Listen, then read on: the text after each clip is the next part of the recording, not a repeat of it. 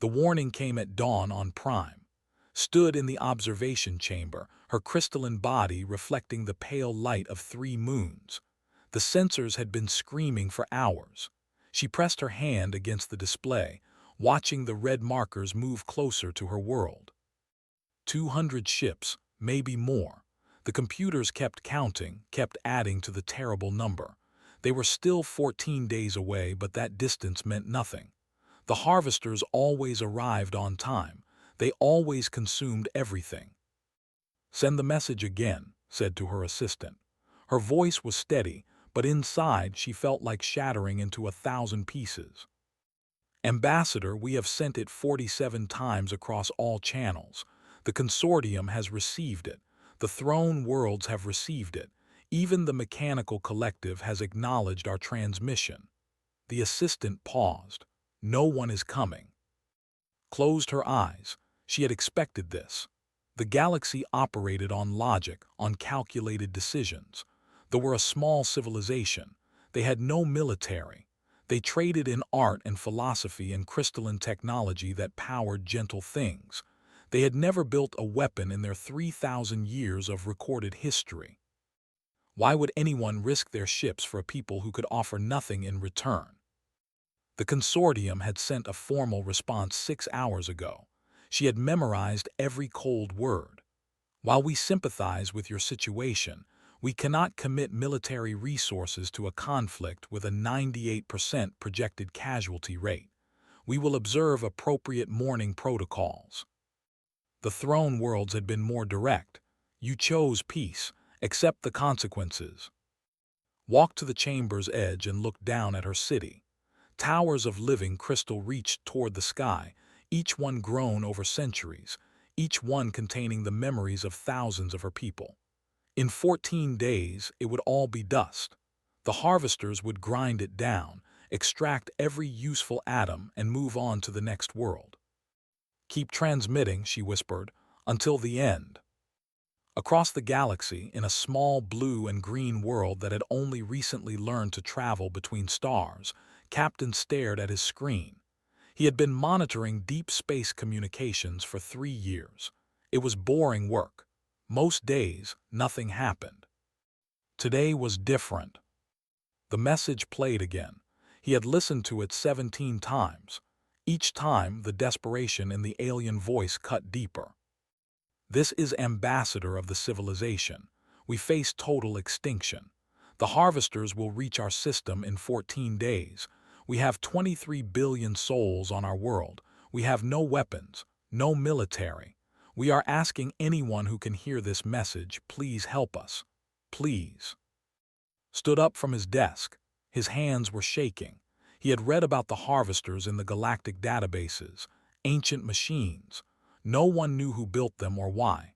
They appeared every few decades, chose a system, and stripped it completely. 43 civilizations had fallen to them. No military in recorded history had ever stopped them. He looked at the timestamp on the message. Had been broadcasting for 9 hours. The galactic response was there too, in the data streams he could access. Every major power had said no. Ran down the corridor of the Sol Space Command Station. He nearly knocked over 3 people. He didn't care. He burst into Admiral's office without knocking. "Sir, you need to see this." Admiral looked up from his paperwork. He was an old man, his hair completely gray, his face marked by 50 years of military service. He had fought in the border wars. He had negotiated Earth's entrance into the galactic community. He had seen things that would break most people. "Captain, this better be important." Placed his tablet on the desk. "Sir, there's a civilization dying. They're asking for help. Everyone has said no." Listened to the message. His expression didn't change but saw his jaw tighten. The Admiral played it again, then a third time. "What do we know about the?" asked.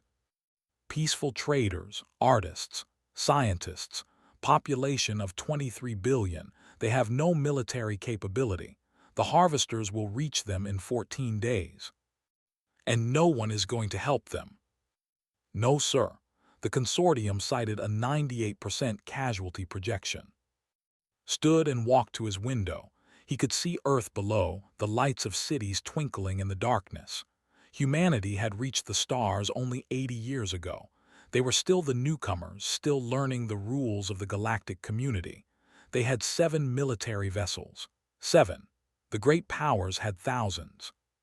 "What are our capabilities?" asked. Felt his heart race. "Sir, we have 5 military vessels currently in dock, 2 hospital ships. We could have them ready in 48 hours, but we would be going against the harvesters, the same machines that have destroyed 43 civilizations." "Yes, sir. And we have no chance of winning." Swallowed hard.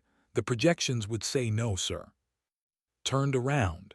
His eyes were hard, but there was something else there, something that looked like fire. "Captain, do you know why I joined the military?" "No, sir. Because when I was a boy, my village flooded. The government said it wasn't worth the resources to save us. Too remote, too expensive. Bad weather made it too dangerous." Hands clenched into fists. A group of volunteers came anyway, farmers, teachers, students. They had no training for rescue work. 3 of them died pulling people from the water. They saved 200 lives. They saved mine. Said nothing. "Those volunteers didn't do a cost-benefit analysis, Captain. They didn't calculate their odds of survival. They came because people needed help, and because it was the right thing to do." "Sir, what are you saying?" Pressed a button on his desk. "Get me the defense minister. Emergency priority." His eyes widened. "Sir, you can't be serious. We're talking about 7 ships against 200. We're talking about going 14 light years to fight machines that have never been defeated. Earth could lose its entire deep space fleet." "I know exactly what we're talking about, Captain." The defense minister's face appeared on the screen. She looked annoyed at being woken up. "Admiral, this better be good." "Minister, I'm requesting immediate authorization to deploy our fleet to the system. They face extinction. No one else is helping them." The minister stared at him. "You want to send our entire military fleet on a suicide mission to save aliens we've never met?" "Yes, Minister." The consortium said it's hopeless.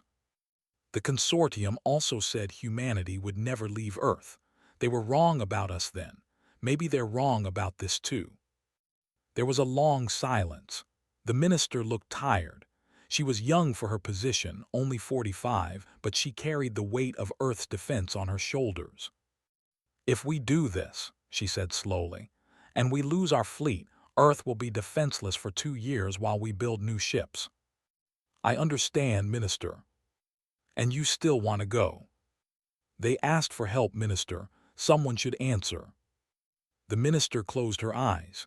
When she opened them, saw something that looked like pride. "You have authorization, Admiral. Bring our people home if you can." "Thank you, Minister." The screen went dark, turned to. "Captain, you're coming with me. Get to thee and prep the crew. We leave in 48 hours." "Yes, sir," saluted and ran from the office. Admiral looked out at Earth one more time.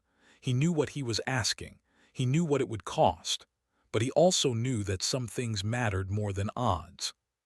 Somewhere 14 light-years away received a response to her message. It came from a small world, a young civilization, a people who had no reason to help.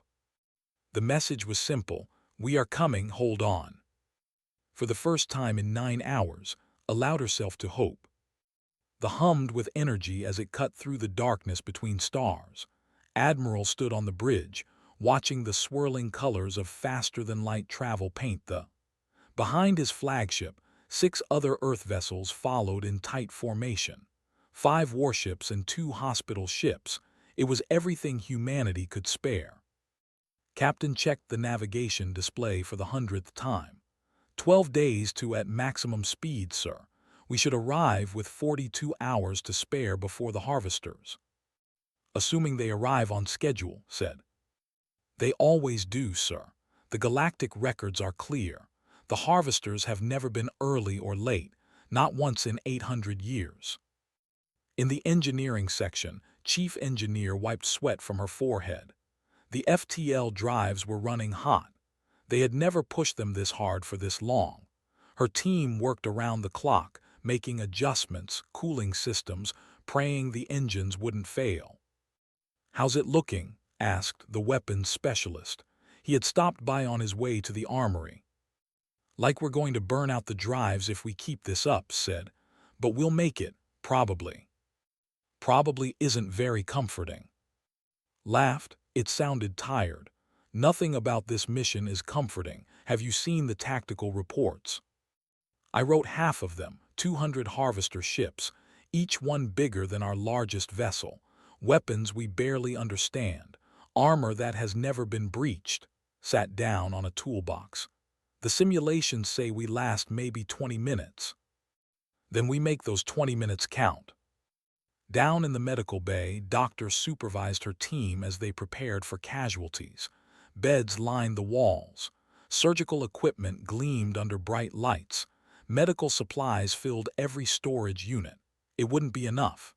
She knew it wouldn't be enough, but they had brought everything they could. "Doctor, is it true," one of her young nurses asked, "about the harvesters?" "What have you heard?" "That they don't take prisoners, that they turn everything into dust, that no one has ever survived their attacks." Put a hand on the nurse's shoulder. "Then we'll be the first." In the fighter bay, Commander briefed his pilots. 24 men and women, the best Earth had.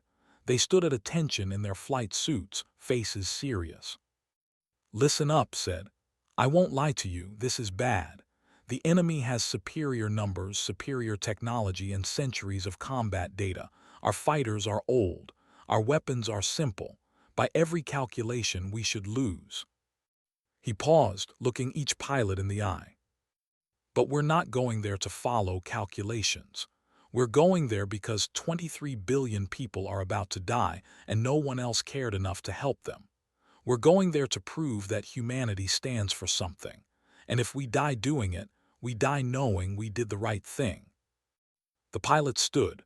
One of them, a young woman named, raised her hand. "Commander, do you think we can win?" Smiled. "I think we can make them remember us." On the bridge, intercepted a transmission from the Galactic Communications Network. His face went pale as he read it. "Admiral, you need to see this." Looked at the display. It was a public broadcast from the consortium of Thousand Suns. They were discussing the human fleet. The tone was mocking. "The humans are sending 7 ships against the harvesters. 7. Their largest vessel has less firepower than a consortium scout ship. This is not a rescue mission. It is mass suicide." Another voice chimed in. "Perhaps we should take bets on how long they last. I give them 15 minutes. Too generous, 10 minutes at most. The humans use kinetic weapons, actual metal projectiles. How primitive can one species be?" Laughter echoed through the transmission. Felt anger burn in his chest. "Sir, they're making fun of us. The entire galaxy is watching and they're treating this like entertainment." His expression didn't change. "Let them laugh, Captain. We didn't come for their approval." "But sir..." "Captain, do you know the story of David and Goliath?" "The old Earth tale, yes, sir." Everyone laughed at David too. A boy with a sling against a giant warrior. The odds were impossible, but David understood something his critics didn't. Turned to face. "It's not about the size of the weapon, it's about the courage to use it." Nodded slowly. "Yes, sir." "Besides," added with a slight smile, "kinetic weapons work just fine when you hit the target." In the mess hall, the crew gathered for a meal. The mood was tense. Everyone had seen the galactic broadcasts. Everyone knew what the other civilizations were saying about them. Sat within. They picked at their food in silence. "My sister sent me a message," said quietly. "She asked if I was scared." "What did you tell her?" asked. "I told her I was terrified." "Honest?" She deserved honesty. If we don't make it back, I wanted her to know I understood what we were doing. Pushed his tray away. "My father was a soldier. He always said that courage isn't the absence of fear. It's doing what needs to be done despite the fear. Smart man, said. He died in the border wars, saved his entire unit. They gave him a medal. His voice was soft. I never understood why he did it, why he risked everything. Now I think I do. The three of them sat in silence for a moment. Do you think the No were coming? Asked. Admiral sent them a message 3 days ago, said, walking up to their table. Responded, she said. She said they had given up hope until they heard from us. What else did she say? Asked. Pulled out his tablet and read from the message. She said, we do not understand why you are coming. We can offer you nothing. We have no payment for your sacrifice. But please know that every soul on our world is praying for you. You are doing something the galaxy has forgotten how to do. You are choosing compassion over calculation. The mess hall had gone quiet. Everyone was listening now. There's more, continued. She sent us cultural data about her people, their history, their art, their music. She said, if we die, at least someone will remember us. And if you die trying to save us, we will carry your memory in our last moments. The humans who answered when no one else would. Someone started clapping, then another person. Soon the entire mess hall was on their feet, applauding not for themselves, but for the people they were going to help, people they had never met, people who had no way to repay them. Admiral entered the mess hall. The applause died down. Crew of the, he said, his voice carrying through the room. In 9 days we will face an enemy that has destroyed 43 civilizations. We are outnumbered 30 to 1. The galaxy thinks we're fools. He paused. They're probably right. By every logical measure, we should turn around. We should go home. We should let them face their fate alone, like every other civilization in this galaxy would do. Another pause. But we are not like them. We are human, and humans have a very bad habit of doing impossible things when someone asks for help. So we're going to stand between those people and extinction. And if we fail knowing that we tried, that we cared, that we answered the call.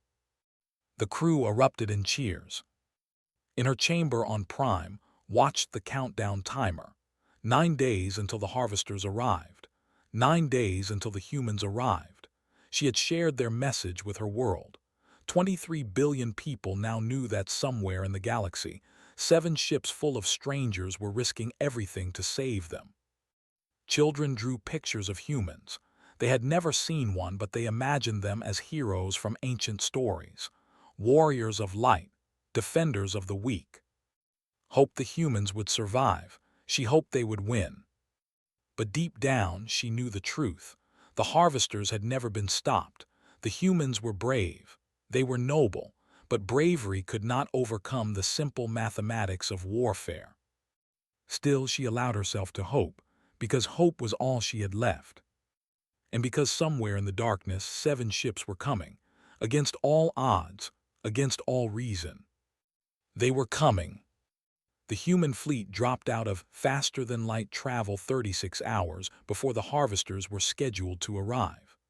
Prime hung in space before them, a beautiful world of blue oceans and crystalline continents that caught the light of its yellow sun and scattered it into rainbow patterns. It's beautiful, whispered from his station. Admiral nodded, all the more reason to save it. Within minutes, a transmission came through. His face appeared on the screen. She looked exhausted, her crystalline features dimmed by stress and lack of rest. But when she saw the humans, her entire body seemed to glow brighter. You came, she said, her voice breaking. You actually came. We told you we would, replied. I know, but we covered her face with her hands. When she lowered them, could see what looked like tears, though they glowed like liquid light. The entire galaxy watched. They all said you would turn back, that you would realize how foolish this was, that you would choose to survive. We chose to do the right thing, said simply. Now, Ambassador, we don't have much time. We need to know everything about your defensive capabilities and your planet's layout. pulled herself together. "We have no weapons, Admiral. None. Our planetary shields can protect against natural disasters and small meteors, but they were never designed for military assault. Against the harvesters, they will last perhaps 10 minutes. What about your infrastructure, your technology?" "We have crystalline resonance technology. Our entire civilization is built on it. The crystals can store energy, transmit data, even enhance certain frequencies." Who had joined the bridge crew leaned forward. "What kind of energy, and what frequencies?" "Any kind. Light, heat, electromagnetic. We use it to power our cities, our ships, our communications." His eyes lit up.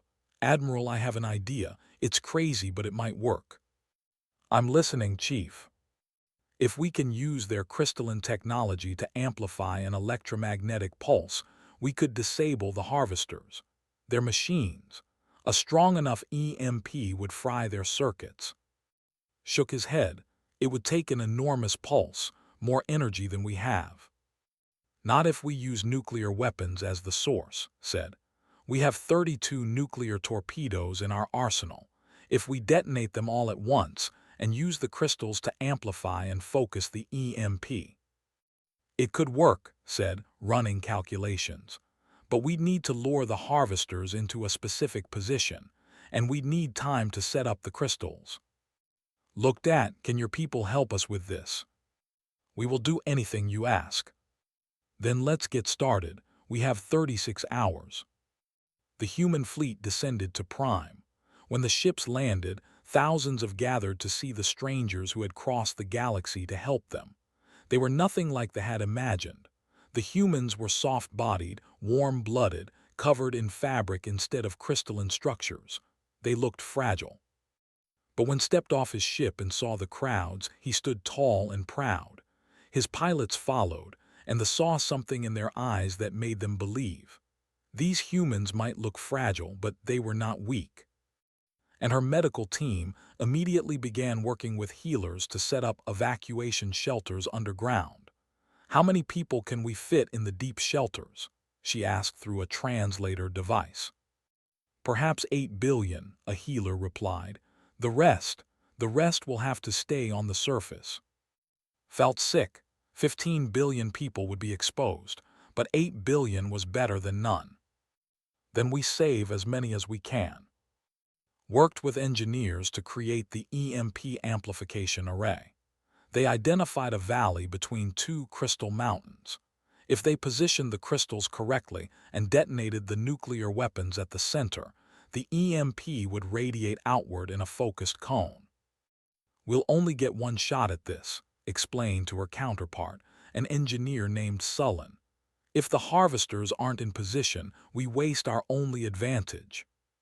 "Then we must make them be in position," Sullen said. His body glowed with determination. "We will help." "No," said. "When we detonate, the radiation will be lethal for several kilometers. Your people need to evacuate." "This is our world, human. We will not hide while you risk everything." Looked at him for a long moment, then nodded. "Then we stand together." Worked with volunteers who wanted to fight. Most had never held a weapon in their lives. Their ships were designed for trade and exploration, not combat, but they were willing to learn. "Listen," said to a group of 50 pilots. "Your ships are faster than ours, more maneuverable. You can't match the harvesters in firepower, but you can be a distraction. You can draw their fire.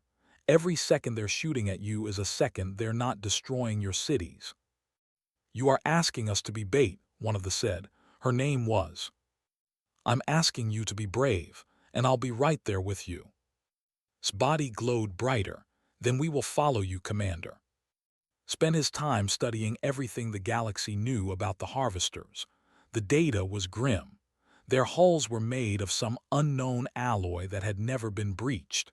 Their weapons could melt through planetary shields in seconds.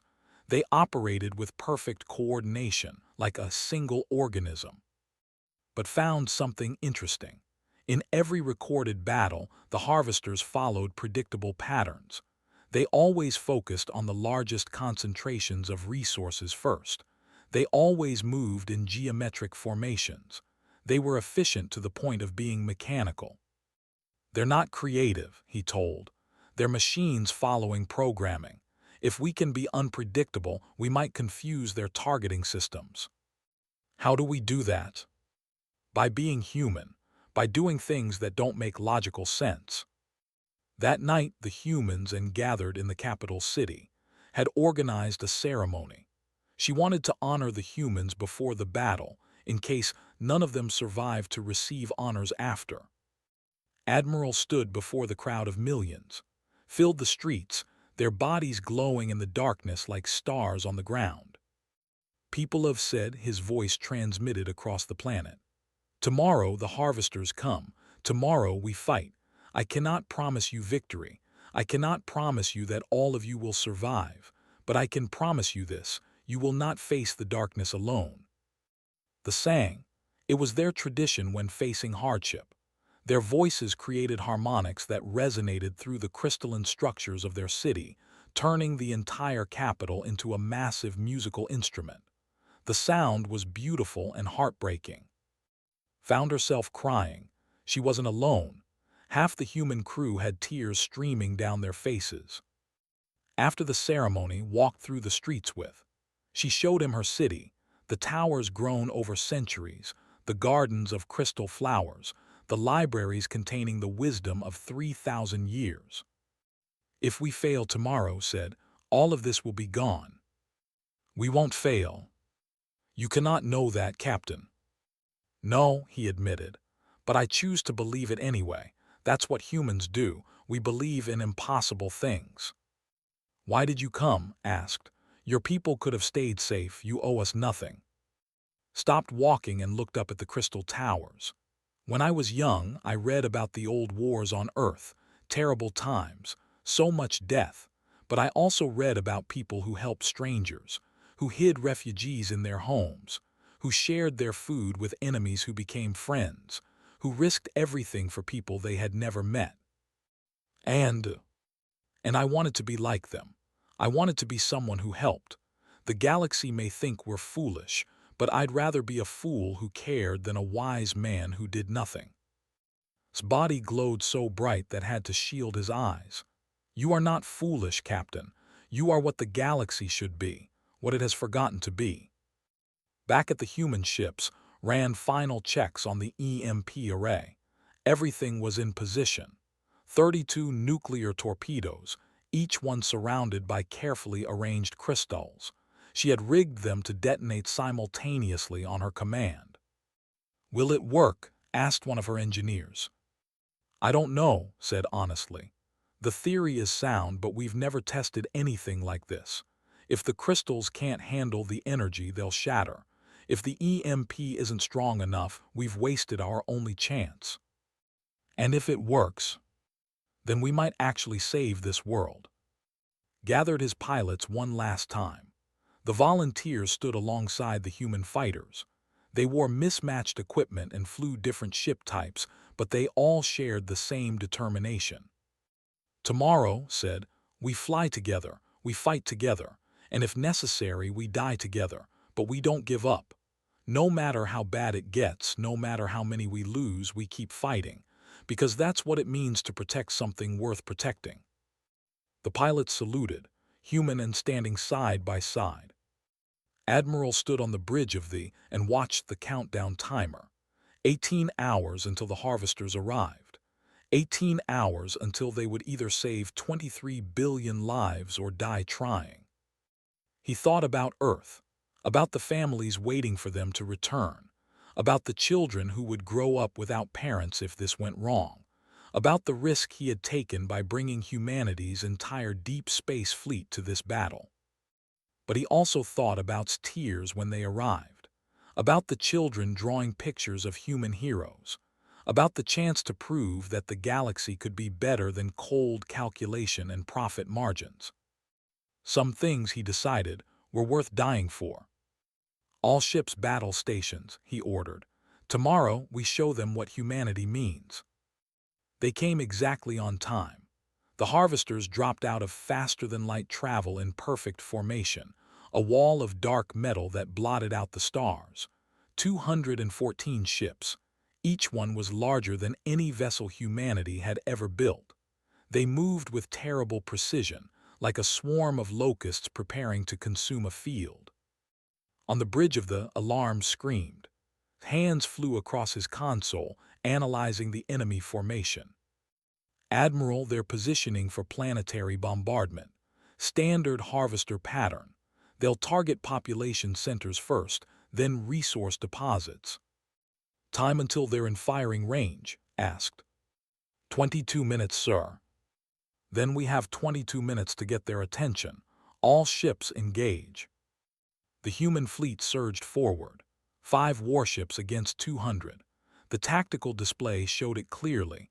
7 small dots racing toward a massive wall of red. The harvesters detected the approach. 12 of their ships broke formation to intercept.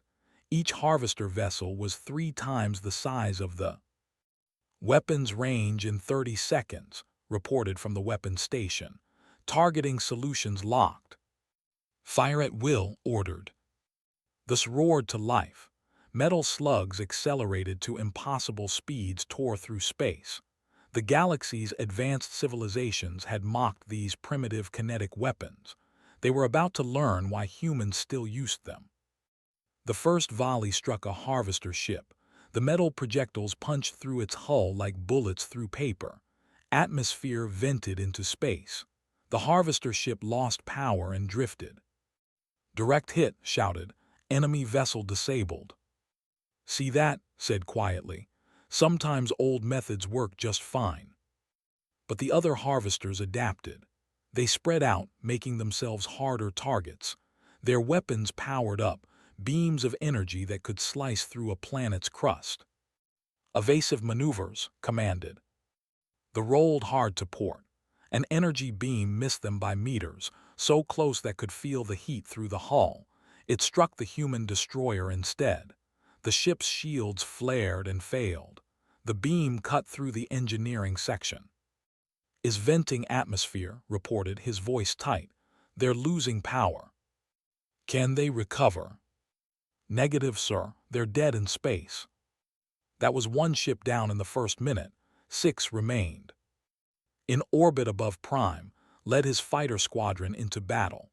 24 human pilots and 50 volunteers in their civilian ships painted with hasty military markings. All fighters scatter formation, ordered. Don't give them an easy target. Take your group and hit them from below. We'll draw their fire from above. Understood, Commander's voice came through, tinged with fear but steady. The fighters dove into the harvester formation like insects attacking a giant. Their weapons were small, barely scratching the harvester's armor, but they were fast and unpredictable. A harvester ship turned its weapons on the fighters. Energy beams lanced out, instantly vaporizing 3 ships, but while it was distracted, led his squadron straight at its command module. All human fighters, concentrate fire on my mark. Target the sensor array. They fired together. Missiles and rounds hammered into the harvester's sensors. The ship went dark, its targeting systems destroyed. It drifted, blind and helpless. That's how we do it, shouted. Hit and run, don't let them lock on. But the harvesters were learning. They began firing in patterns, creating walls of energy that the fighters had to dodge. A human fighter named couldn't pull up in time. His ship disintegrated. Down on Prime, watched the battle from the EMP array in the valley. The nuclear torpedoes were armed and ready. The crystals were in position. Everything was perfect. Except the harvesters weren't in the right location yet. Come on, she muttered, watching the tactical display. Just a little closer. Sullen stood beside her, his crystalline body reflecting the light of explosions in orbit. How many of your people are dying up there? Too many, said, her voice cracked. She could see the names of fallen ships scrolling across her screen. Friends, colleagues, people she had served with for years. They are buying us time with their lives, Sullen said softly. I know, that's why we can't waste it. In space, Admiral's fleet was taking a beating. The destroyer had lost its main weapons. The cruiser was on fire, its crew fighting to keep life support running. The hospital ships had retreated to the far side of the planet, but even they were taking damage from stray fire. "Sir, we can't hold this position much longer," said.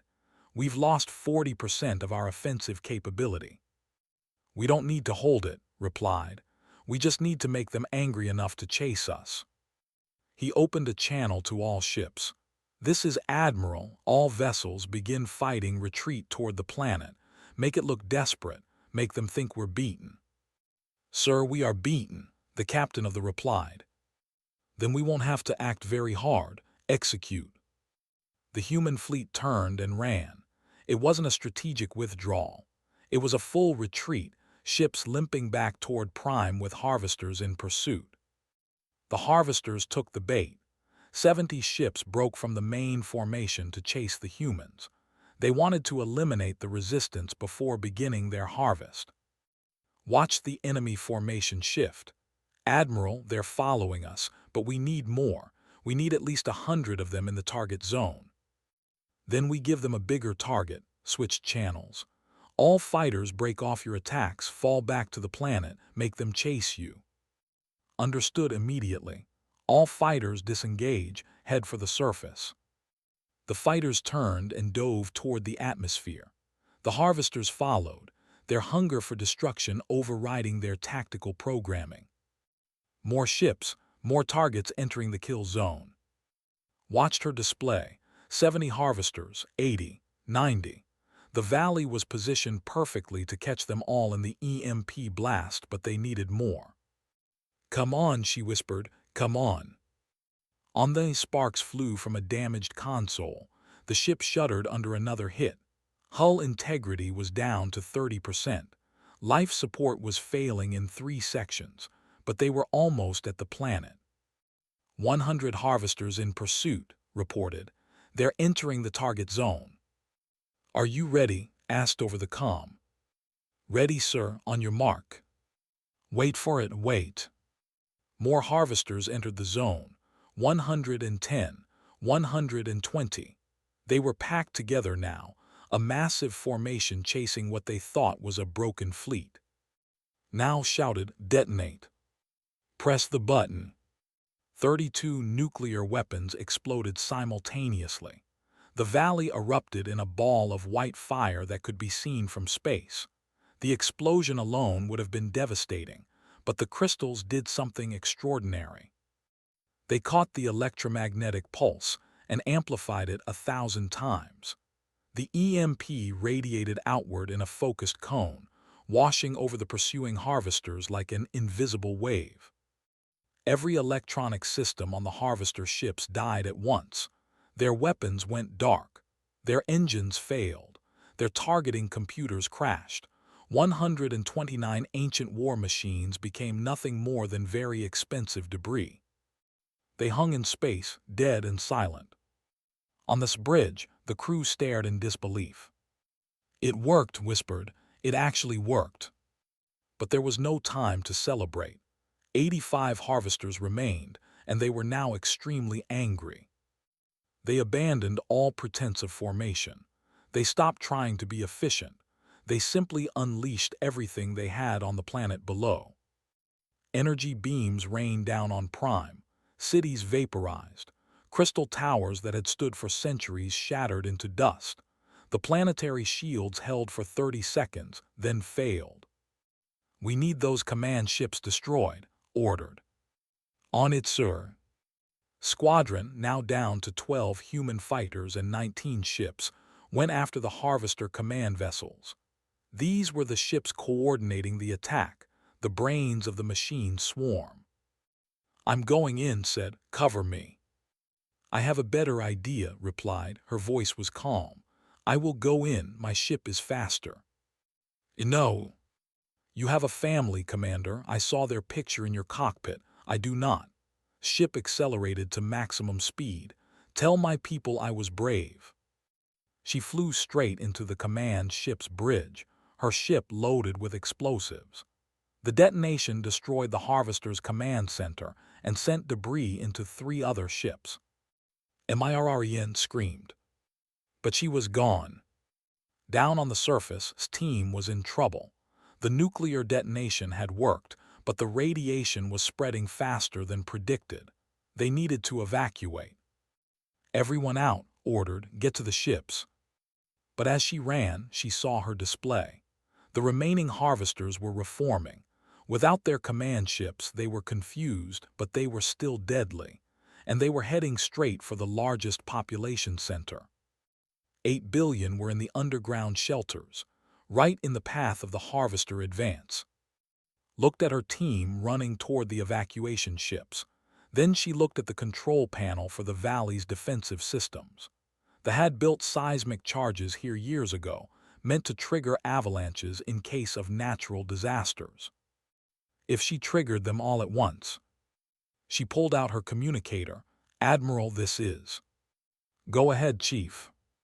"Sir, I can stop the Harvesters from reaching the shelters, but I'll need to stay here to do it." There was a pause. Understood what she was saying. "We can find another way." "There is no other way, sir, and we're out of time." Another pause, longer this time. "Do it, Chief, and thank you." Smiled. "Tell my family I was proud to serve." She started the sequence. The charges would take 3 minutes to arm. The radiation was already making her sick, but she stayed at her post. Sullen appeared beside her. "I thought you evacuated." "I thought you did too," said. "This is my world," Sullen said simply. "Where else would I be?" They stood together and watched the countdown. Above them made his decision. The Harvesters had lost their coordination, but they were still fighting. His squadron was down to 6 human fighters. "All remaining fighters," he said quietly. "It's been an honor. Form up on me. We're going to take out that flagship." The flagship was enormous, bristling with weapons, but its shields were damaged from the EMP. "We're not going to make it back from this run," his wingman said. "I know," replied, "but we'll make it count." 6 fighters, 1 target, they accelerated to maximum speed. On Prime, the seismic charges detonated.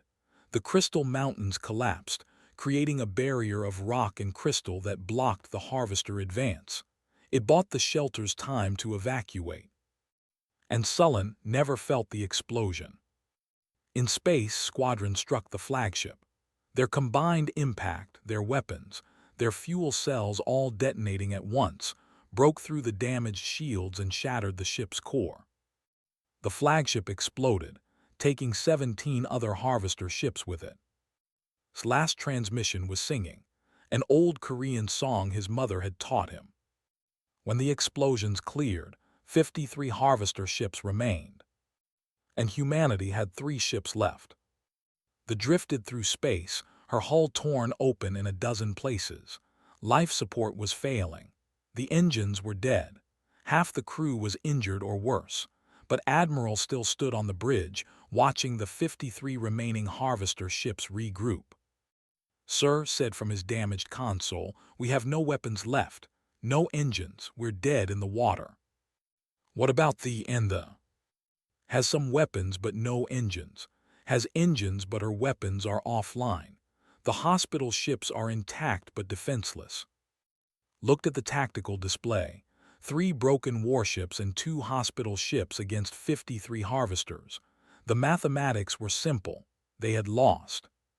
But humans had never been good at accepting simple mathematics. "Connect me to all ships, all frequencies too. I want the entire galaxy to hear this." Managed to establish the link. "Channel open, sir." Took a breath. His ribs hurt. He was pretty sure at least 2 were broken. There was blood on his uniform from a head wound, but his voice was steady. "This is Admiral of the Earth vessel. To the Harvester fleet, you have come to destroy. You have done this 43 times before. You have won every time. Today that ends." On the bridge looked at his admiral in confusion. They had no weapons, no way to fight. What was planning? "You are machines," continued. You follow programming, you calculate odds, you make logical decisions, but you have never faced humans before, and humans have a very bad habit of refusing to accept when they should lose. Across the galaxy, billions watched the transmission. The consortium, the throne worlds, every civilization that had refused to help, they all expected to see the humans die. We came here with 7 ships, we lost 4. We came with 347 crew, more than half are dead. By every calculation we have failed. Paused. But we are still here, and while we breathe we fight. On they, Captain Lee understood. All remaining weapons, target the nearest harvester, fire until we have nothing left. On they, her captain rerouted all power to engines. Ram them. If we're going down, we're taking as many as we can with us. The harvesters began their approach, but something was happening. The ships, civilian vessels that had scattered during the battle, were returning. Hundreds of them.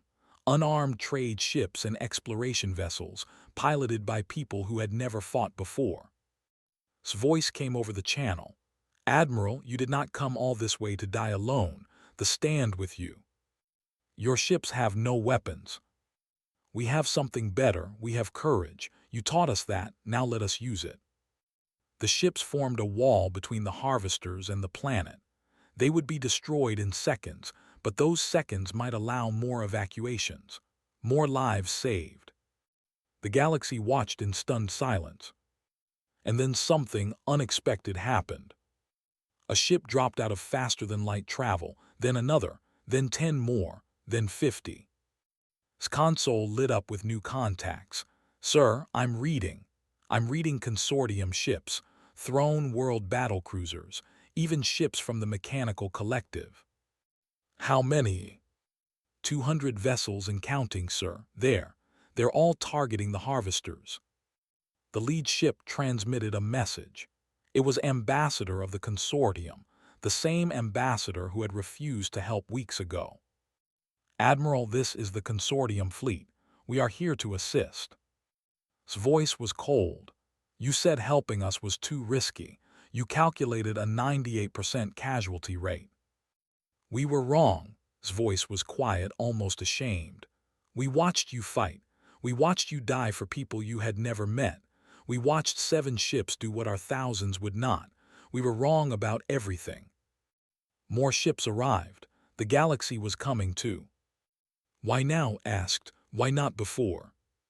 Because, said, you showed us what we had forgotten, that some things matter more than calculations. That courage is not the absence of fear but the decision to fight anyway. That the measure of a civilization is not its power but its compassion. You shamed us, Admiral. You shamed us all. The Harvester fleet, now outnumbered 4-1, attempted to flee. They were destroyed within minutes. The galaxy's combined firepower, finally used for something noble, wiped out the ancient machines completely. When the last Harvester ship exploded, the channel erupted in cheers. But there was only silence. How many did we lose? Asked quietly. Checked the reports. His hands were shaking. 4,037 humans, 3,000 were crew, the rest were who fought beside us. The entire squadron and her team, the entire crew of the... Sat down in his chair, he suddenly looked very old. So many, too many. But we saved 23 billion, sir. I know, but I still have to write letters to 4,000 families. 3 weeks later, a memorial was held on Prime. The planet was damaged but alive. The crystal cities were rebuilding. The underground shelters had protected most of the population. Stood before a monument made of crystal and earth materials fused together. On it were carved the names of every human who had died, every volunteer, every soul who had fallen in the battle. The entire galaxy sent representatives. The great powers who had refused to help now stood in shame before the monument to those who had not refused. They came when no one else would, said, her voice broadcast across the galaxy. They gave everything for people they had never met. They taught us that the galaxy could be better, should be better, Must be better. She turned to look at the assembled ambassadors. The consortium asked us how we will repay humanity for their sacrifice. I will tell you how. We will remember. We will tell our children about the day 7 ships answered our call. We will make sure that the galaxy never forgets what humanity means. Compassion, courage, sacrifice. These are the pillars of true civilization. Admiral stood among the survivors of his crew, beside him, and so few of them left. "Sir," said quietly, "there's something you should know.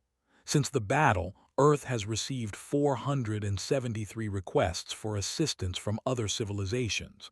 They all specifically ask for human help."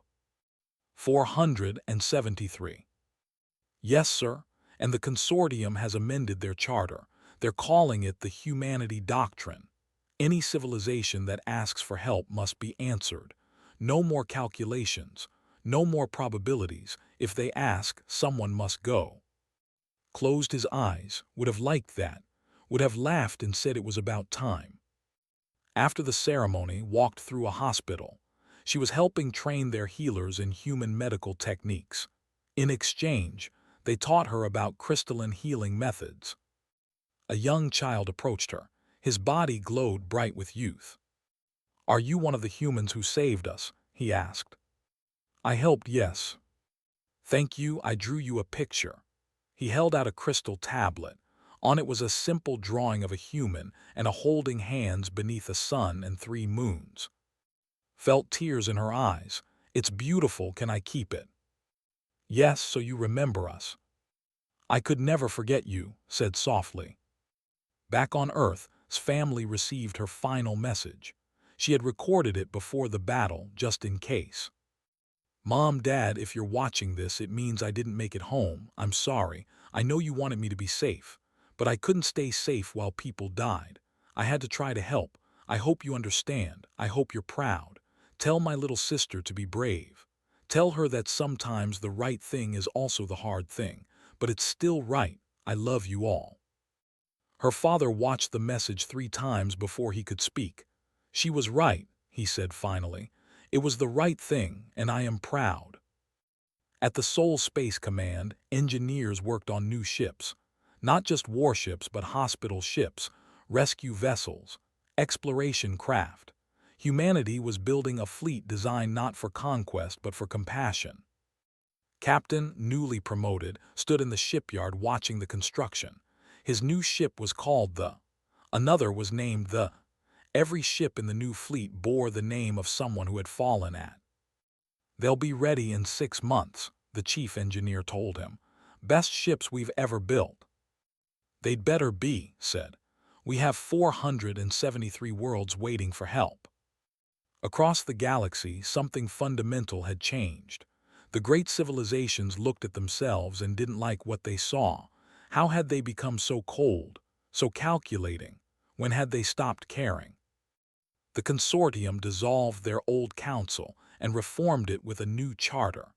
Every member civilization had to commit resources to humanitarian missions. No more refusing to help. No more hiding behind probabilities.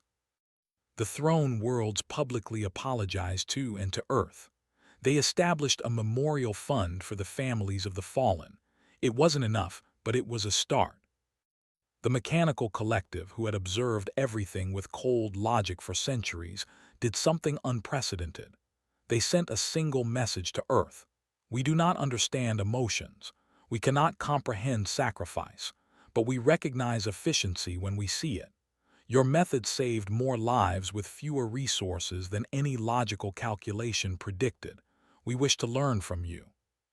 1 year after the battle, Admiral returned to for the dedication of a new building. The Academy of Compassion, they called it. Students from across the galaxy would come here to learn not just military tactics or scientific methods, but the principles that had driven 7 ships to cross the galaxy. Met him at the entrance. She looked healthier now, her crystalline body bright and strong. "Admiral, I'm glad you came. I wouldn't miss it, though I'm surprised you built an academy here, of all places." "Where else would we build it? This is where the galaxy remembered its soul," she gestured to the building. We teach combat and strategy, yes, but we also teach empathy, ethics, the courage to do what is right even when the odds are impossible. You're training diplomats. We're training heroes. The galaxy has enough warriors. It needs people who will answer when others call for help. Walked through the academy. He saw students from 100 different species studying together. Humans teaching aliens. Aliens teaching humans. All of them learning the same lesson, that power without compassion was meaningless. In one classroom, a teacher was telling the story of the Battle of. The students listened with rapt attention. Remember, the teacher said, the humans didn't come because they could win. They came because it was right. That is the lesson, not victory, not power, but the courage to stand for what matters even when you know you might fail. A student raised their hand. Teacher, would you have gone if you were human? The teacher, an old warrior who had fought beside, was quiet for a moment. Before the humans came, I would have said no. I would have calculated my odds and chosen safety. But after meeting them, after fighting beside them, he smiled. Yes, I would have gone, and I would have been proud to do so. That evening, stood with on a balcony overlooking the rebuilt capital city. The crystal towers glowed in the sunset, more beautiful than before. Do you regret it? Asked. So many of your people died. I regret every single loss. I always will, but I don't regret the choice to come. Some things are worth dying for. Some things matter more than our own lives. The galaxy is different now because of you. No, said. It's different because people remembered something they had forgotten. We just reminded them. What will you do now? Keep answering calls. Keep helping where we can. Keep teaching the galaxy that compassion isn't weakness. And what about you personally? Will you continue serving? Thought about sacrifice, about final song, about every soul lost at. I'll serve until I can't anymore. Someone has to make sure their sacrifice meant something. Someone has to keep the promise we made, that no one who calls for help will be ignored. Not anymore.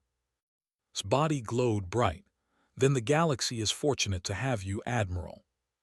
As they stood there, a new ship arrived in orbit. This vessel come to carry back to Earth, but it wouldn't be a long stay. Already there were new calls for help, new worlds in need. And humanity would answer, every time, no matter the odds. Because that's what it meant to be human, not the strongest, but the ones who cared enough to try. The ones who came when no one else would. The galaxy would never forget.